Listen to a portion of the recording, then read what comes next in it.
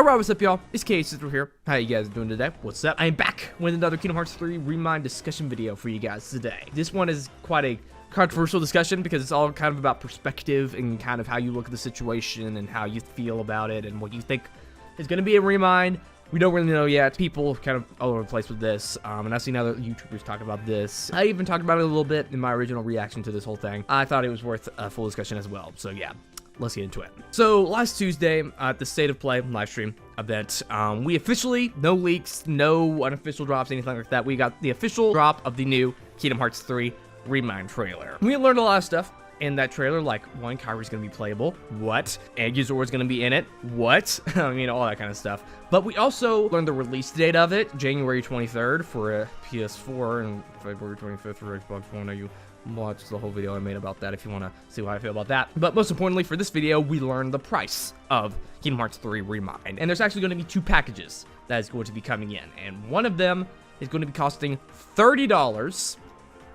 Yeah, and it's going to include everything that's supposed to be a Remind, you know, all the stuff that we've talked about and we know of so far. So, you know, all the standard stuff in there. But there's also a $40 option, which includes Remind plus a couple of concert videos from the World of Tress World Tour Orchestra thing that they held this year. That one's going to be costing an extra $10, $40. But ever since that pricing was announced, there's been opinions all across the board about how people feel about it. A lot of people are mad that it's that expensive. You know, they think that $30 is way too much for it. They're saying, like, you know, DLCs, like huge expansion for games nowadays, they usually cost around like $15, $20 if they're like really huge expansions. That's like $10 more, half the price of the original game. So people are like, no, this is way too much, and some people have even said they're not even gonna buy it because of that. And then there's people who are saying that they're fine with it. If there's enough content in Remind to justify that pricing, then, you know, I'm fine with it. So there's been opinions all across the board about how people feel about this pricing because it's way more than we originally expected, you know what I mean? So in this video, I'm going to be talking about my opinions on it, what I think about it, my viewpoint on it, and kind of talking about how I feel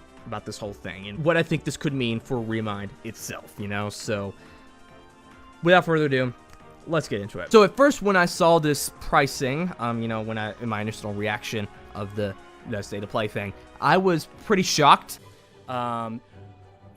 $30 fucking dollars? Kingdom Hearts 3 Remind DLC debuts this January. $30? Are you kidding me? Holy shit. I'm still gonna buy it anyway, but $30. You know, I was like, oh my god, $30? Wow. You know, because originally I thought it was gonna be like, you know, $15 to $20. That's, again, what these DLCs usually cost nowadays.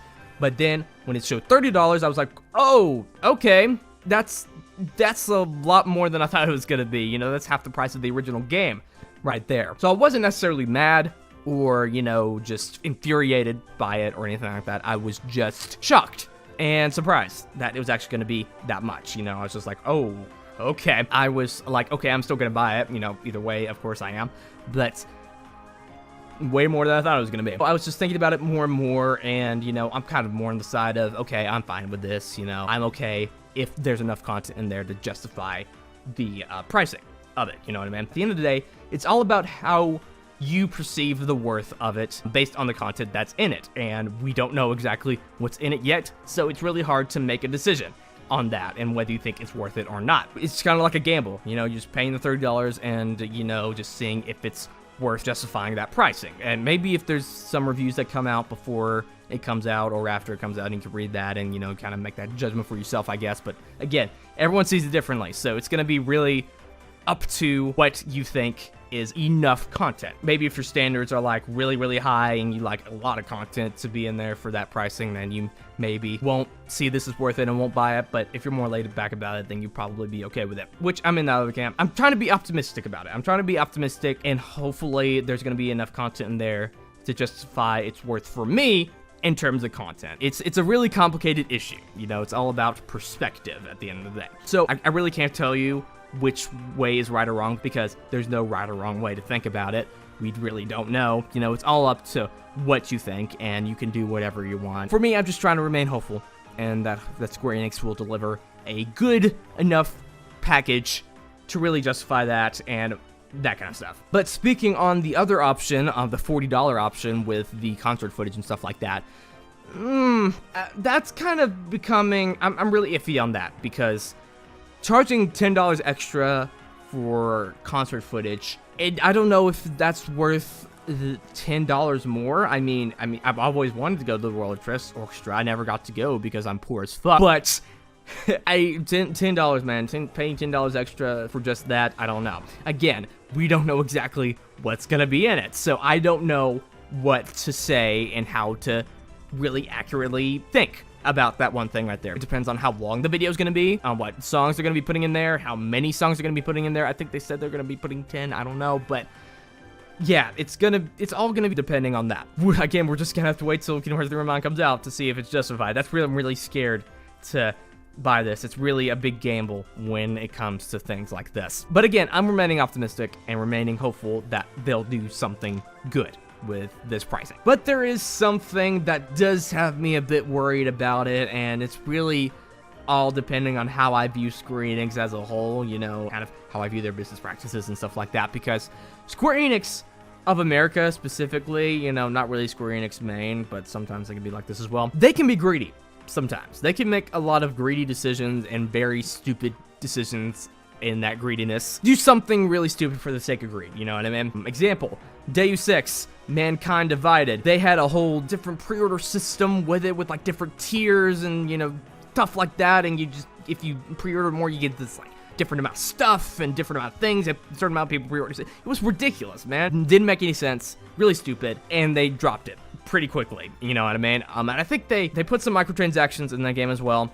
And also, I'm not too fond of them doing the whole episodic model with Hitman and, you know, that kind of stuff. It was very, very iffy in my opinion. And I never played it, you know what I mean? So I guess I can't really judge that much. But the whole episodic model is just, really scary. And they're also doing that with FF7 Remake too. So it's really just a whole bunch of stuff going on there. And don't get me wrong, I love Square Enix. I know, I really do. I love the development side of Square Enix. You know, the people who are actually making the games and doing all that stuff. The talented people who are really good at what they do and, you know, all that kind of stuff. But the publishing arm of Square Enix, who makes the money-making decisions at the end of the day, yeah, I don't like that part at all. I mean, all game companies are like that nowadays, but Square Enix, they can make some pretty dumb decisions sometimes. So, yeah.